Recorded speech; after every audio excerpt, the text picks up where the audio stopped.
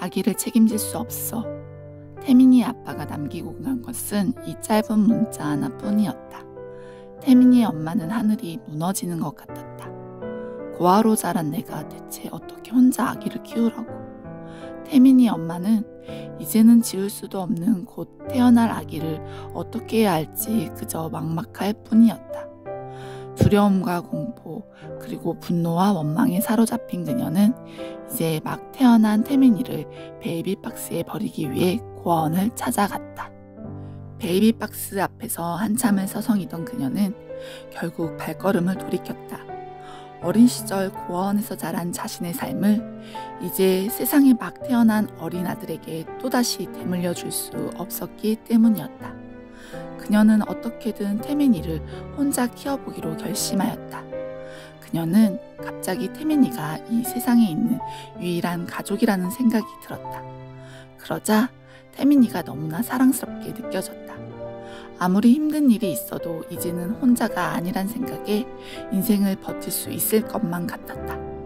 그러나 재산이라고는 고아원에서 나올 때 독립자금으로 받은 500만 원에서 남은 돈 30만 8천 원이 전부였던 그녀는 의지할 혈육 하나 없이 홀로 아기를 키우는 일이 그보다 훨씬 혹독한 일이라는 것을 곧 깨달을 수 있었다.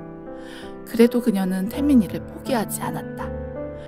그렇게 홀로 태민이를 힘겹게 키우던 그녀는 태민이가 3살 무렵 그녀의 외로운 삶을 위로해줄 남자친구를 만나게 되었다. 그리고 바로 이때부터 태민이에 대한 가정폭력이 시작되었다. 그녀의 남자친구는 폭력적인 사람이었는데 어린 태민이가 자신의 연애에 너무나 큰 방해가 된다고 생각했던 그는 태민이가 울고 보챌 때마다 무자비한 폭행을 가했다. 처음 그 모습을 본 그녀는 너무나 무서웠다.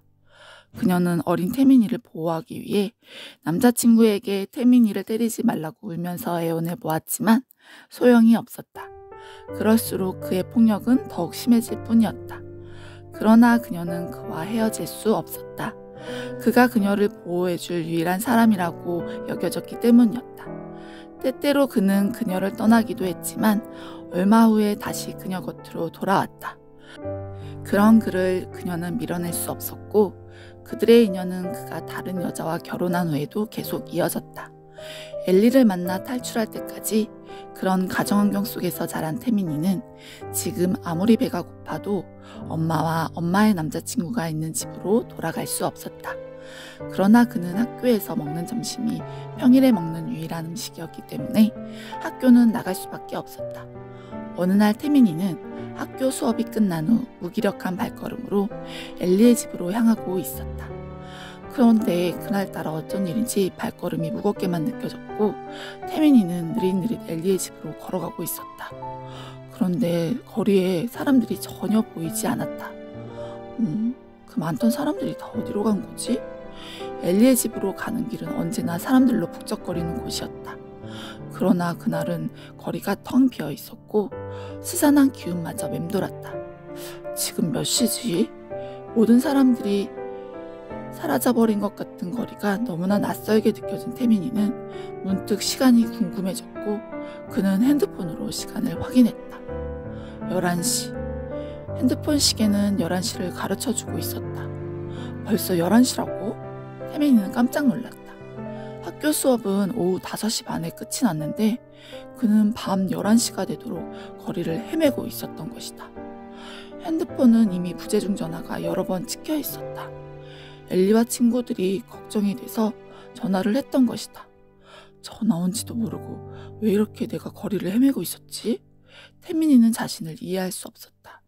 그러나 그것은 어쩌면 당연한 결과였을지도 모른다.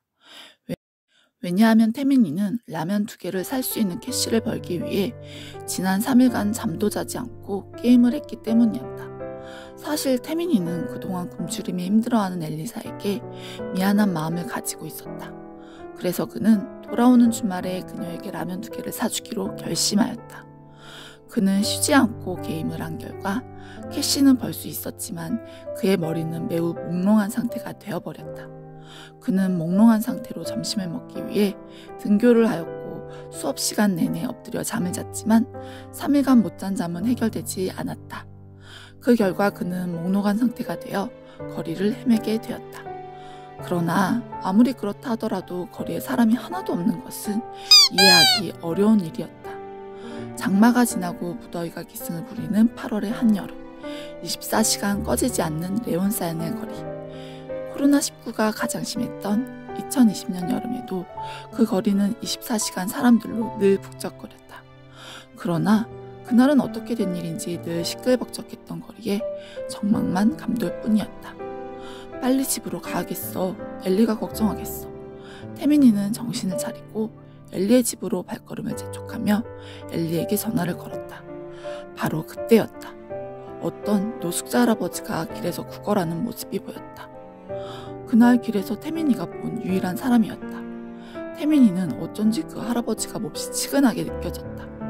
그래도 나는 빌부터 잘 수 있는 친구네 집이라도 있는데 저 할아버지는 연세도 많으신데 잠잘 곳도 없이 길에서 구걸하고 계시다니. 태민이는 주머니를 뒤적거렸다. 3,000원. 태민이의 전 재산이었다.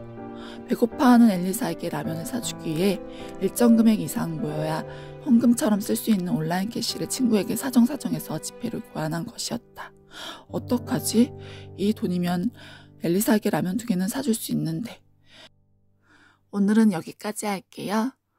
태민이가 엘리사와 노숙자 할아버지 사이에서 어떤 결정을 내렸는지 다음에 다시 얘기해 보도록 할게요. 오늘도 시청해 주셔서 감사합니다. 안녕.